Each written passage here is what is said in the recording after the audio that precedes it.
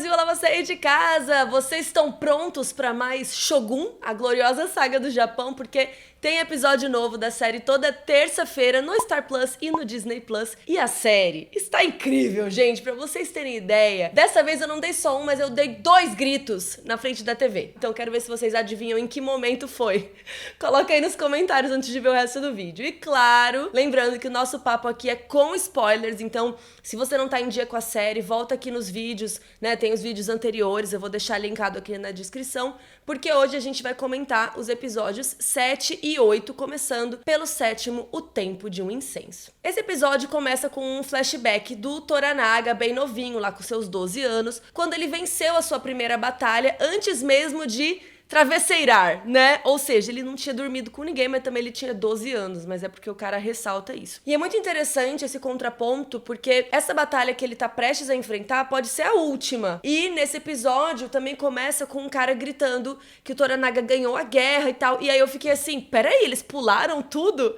Mas não, era um flashback. Bom, a série mostra lá o general que ele tinha vencido, chamado Mizoguchi, e esse cara se rendeu pedindo que o senhor da guerra menino o ajudasse a cometer o seppuku. A essa altura a gente sabe, né, que se você perdeu uma guerra mesmo sem morrer, você vai de arrasta pra cima. E o que entrou pra história é que o Toranaga já era icônico ainda criança, porque não só venceu a batalha, quanto finalizou o inimigo com um único golpe de katana. Isso pra pessoa não ficar ali sofrendo, né, porque o seppuku é algo muito doloroso, a pessoa fica ali agonizando um tempo, né, então quando alguém comete o seppuku e o outro vai e corta a cabeça, é uma morte mais limpa, mais honrada. Mas depois a gente fica sabendo que isso aí foi bem diferente. Diz que o Toranaga precisou de 9 golpes pra finalizar o cara. Até o Hiromatsu comenta depois, né, que foi uma sujeirada brava ali e tal. E aí tem uma coisa interessante em toda essa fofoca retroativa aí do passado, porque mais uma vez a série mostra pra gente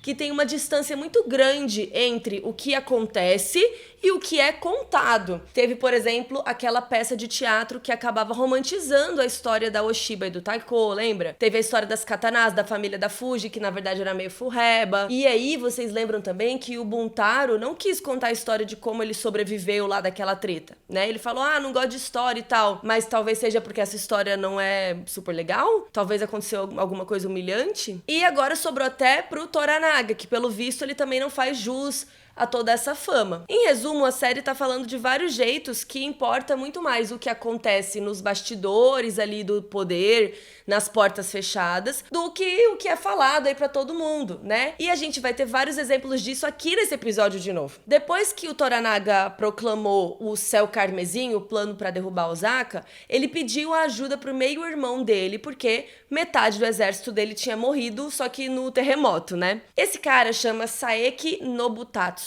e ele chega todo pimpão lá em Ajiro, né? E ele é totalmente o inverso do Toranaga. Ele usa roupas claras, ele tem um cabelão rabo de cavalo, ele é todo falastrão, né? Outra energia. E aí a Mariko também recebeu uma tarefa de agendar dates pro Saeki com a Kiko, a moça que trabalha na casa de chá, e agendar, né, a semana inteira dela, tipo um mimo. E a Jin só topa baixar o preço caríssimo que ela tava cobrando se ela puder ter um papinho particular ali com o Toranaga. Só o tempo de um incenso, que é o nome do episódio, que é pra ser rapidinho, né? Depende do incenso, né, na verdade. E ele topa, né, mas assim, pelo visto ele também não tá muito afim de gastar dinheiro assim tanto com o brother dele. E pelo visto, ele e a Jin já se conhecem de longa data, né? Mas enfim, essa fofoca aí pra outros dias. E aí, gente, quando eles conversaram, ela alugou um triplex na cabeça dele. Primeiro ela fala que eles ficaram expostos pro inimigo. Depois ela pede terras pro Toranaga em Edo, que vocês sabem que no futuro vai virar Tóquio, né?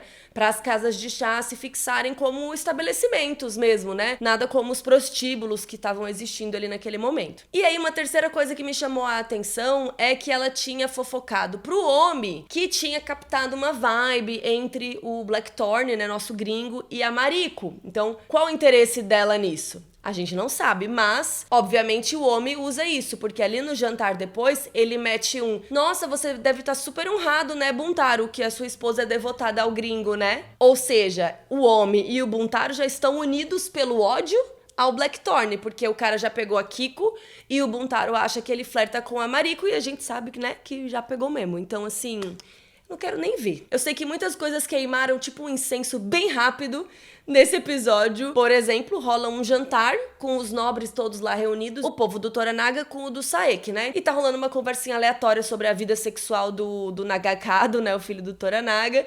E coitado, né? Pelo que a gente viu lá nas termas, o cara é mó pega-ningas, né? Bom, o Saeki tá nem aí pra esse papo aí, ele quer falar do que interessa. Ele pede pro Toranaga dar Izu pra ele, a região que eles estão, em troca do apoio do exército dele, né? Pra ele poder participar. E aí o Yabushiji, coitado, ele já não é mais comandante do regimento dos canhões e em 5 minutos de jantar ele é capaz dele perder as terras dele.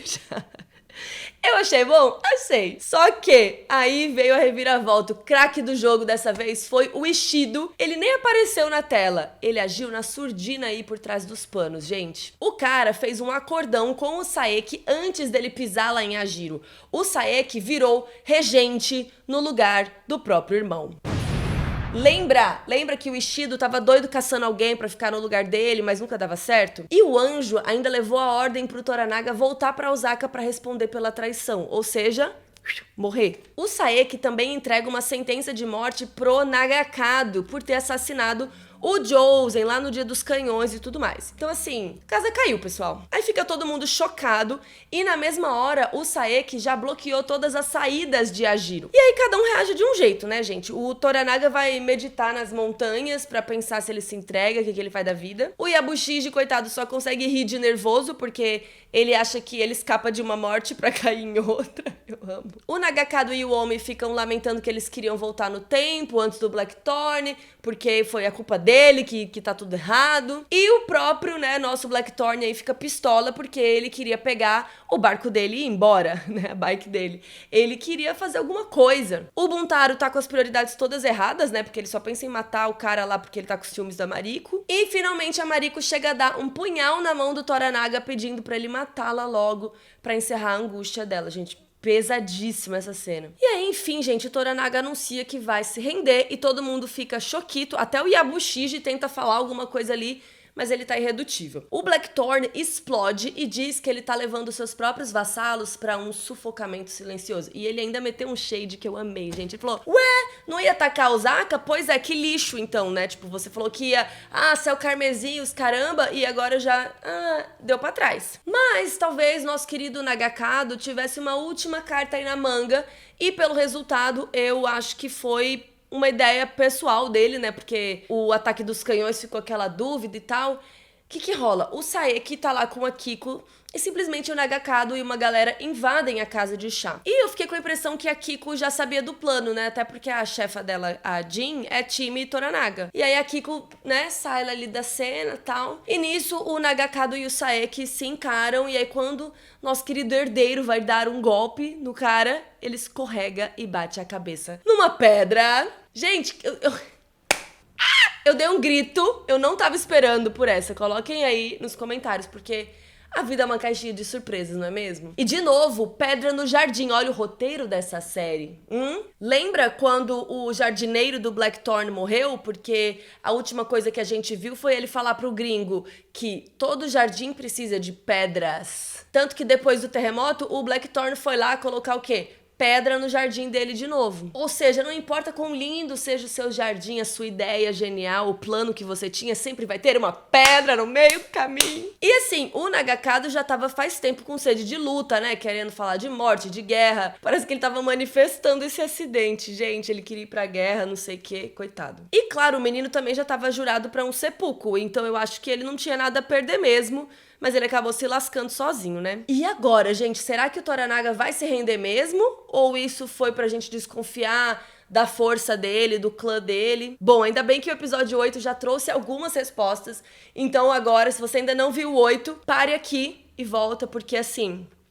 O episódio 8. Vamos lá. Podemos ir? Podemos ir? Sem... spoilers, hein? Então esse episódio chama O Abismo da Vida. E o elenco da série inteira vai tentar alguma coisa pra fazer o Toranaga mudar de ideia. Falar assim, Tora, não vamos pausar e ir de arrasta pra cima não, moço? Que tal a gente não ir, né? E aí a notícia correu rápido e lá em Osaka o Ishido já está comemorando, né? E ele elogia o plano da Oshiba, que é a mãe do herdeiro, e meio que se declara pra ela, falando que desde quando ela tava com o Taiko, ele sentia o brilho dela, não sei o quê. E aí, gente, ele pediu a mulher em casamento. Acho que até demorou muito, né? Porque dava pra ver que ele já tava de olho nela, né? Enquanto a Oshiba tá pensando lá se ela casa ou se ela compra uma bicicleta, a viúva do Taiko, a Daionin, tem um derrame, gente. Aí a Oshiba vai lá ver a mulher já de final, assim, e a senhora fala pra ela que o Ishido é um Zé Ningas, né? Basicamente, ela fala, não vai se aliar com ele, não. Ela fala pra liberar a galera pra poder sair do palácio, porque, gente, desde o episódio 6 tá todo mundo lá, não sei se vocês lembram, tá? Aí a Oshiba dá lá um remedinho, um negócio pra ela, acho que pra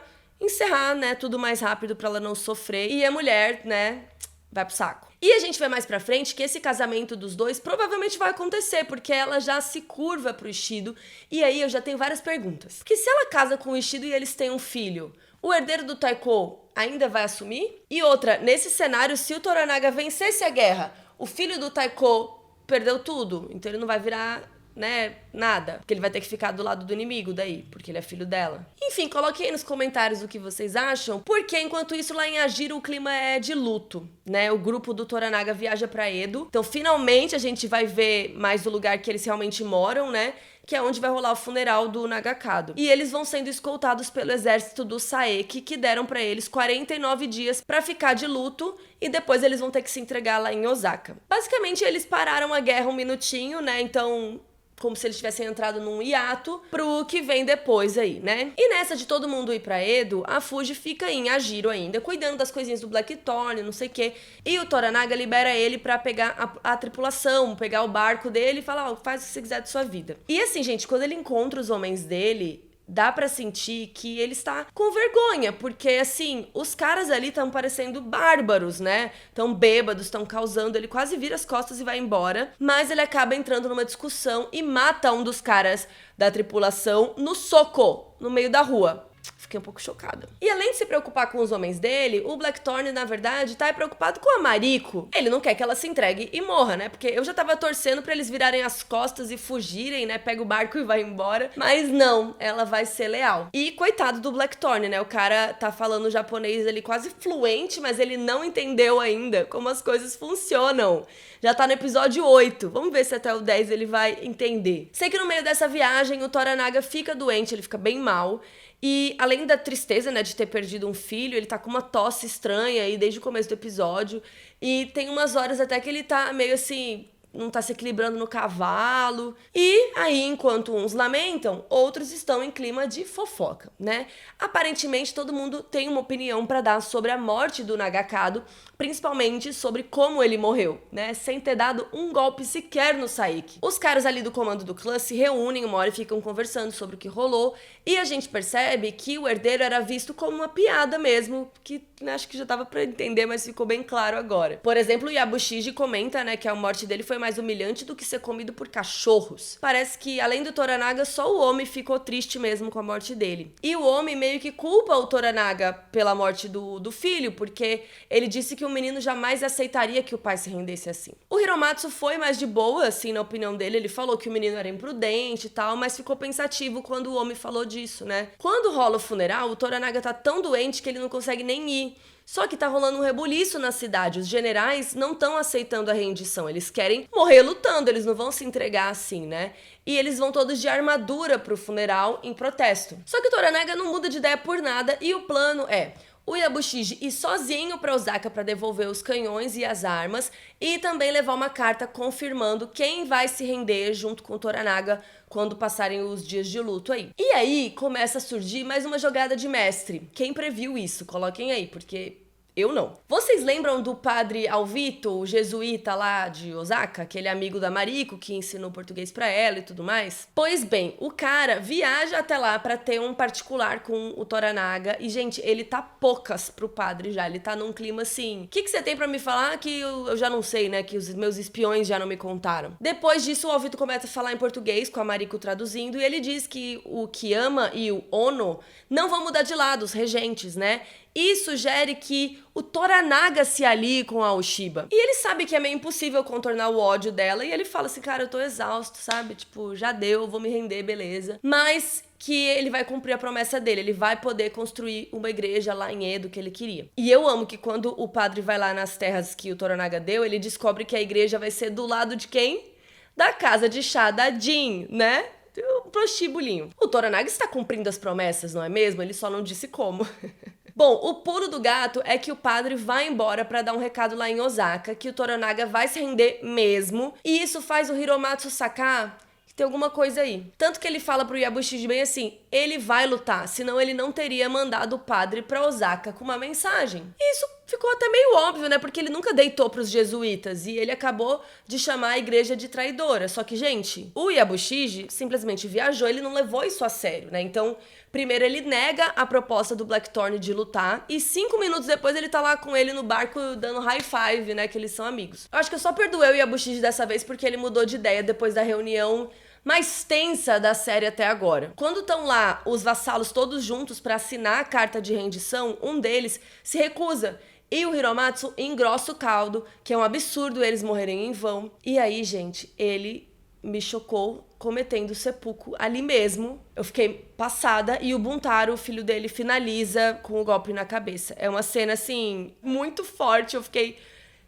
passada, chocada. E, cara, mesmo quando o amigo dele se sacrificou ali, o Toranaga não mudou de ideia. E aí, né, quando passou o choque aqui, depois o Toranaga e a Mariko se encontram e ele abre o jogo pra ela, né? E essa cena foi tudo, assim, porque aparentemente tudo foi combinado entre eles apenas para que Osaka jamais duvidasse da rendição do Toranaga. E aí, realmente, né, só um aliado mor de longa data tipo Hiromatsu pra topar um negócio desses. O cara morreu pra provar uma história publicamente. Enquanto por baixo dos panos, o Toranaga sabia que ele ia lutar. Gente, vocês esperavam isso? Eu juro. E aí o Toranaga diz pra Mariko que o Hiromatsu cumpriu o papel dele e pergunta se ela agora tava pronta pra cumprir o dela. E aí ela diz que sim! Olha, gente, eu sou time Mariko, então assim, não importa o que aconteça agora, nesse episódio que ela falou a real lá pro tóxico do marido dela, gente... Enfim, Mariko segue sua missão, ela vai pro barco que estão o Yabushiji e o Blackthorn e entrega uma carta pra eles, que provavelmente é o plano, né? E enquanto isso, o Toranaga que tava meio doente, ou será que ele estava fingindo? Agora eu quero saber. Sei lá, eu sei que ele sai do palácio, ele vai ver as cinzas do filho e ele fala, obrigado, filho, você ganhou tempo pra mim e não será em vão. Cara, o menino deu pra ele a única coisa que não tem dinheiro que compre, né? Não tem cartão que compre. É tempo, gente. Agora, vai falar que ele era imprudente, Hiromatsu? Foi sem querer querendo, mas né? E aí ele presta ali as homenagens pro filho e pro Hiromatsu. E é impossível terminar esse episódio não gritando, né? Toranaga! Toranaga! Eu lá de novo. E aí eu pergunto pra vocês. Vocês acham, então, que o Hiromatsu e o Toranaga sentaram e alinharam essa estratégia e a série não mostrou? Ou o Hiromatsu captou ali o que precisava ser feito e decidiu se sacrificar para esse recado chegar lá em Osaka? E agora eu quero saber quanto tempo mais será que leva pra guerra começar de vez, né? Porque só temos mais o episódio 9 e o 10. Eu estou, assim, curiosíssima. E eu não vejo a hora de chegar ao episódio 9. Terça-feira tá no Disney Plus e no Star Plus. E no próximo vídeo, então... vamos comentar o finale, o episódio 9 e 10. Eu tô muito animada, eu espero que vocês estejam gostando dessa nossa saga aqui juntos com Shogun. E é isso, até o próximo vídeo. Tchau!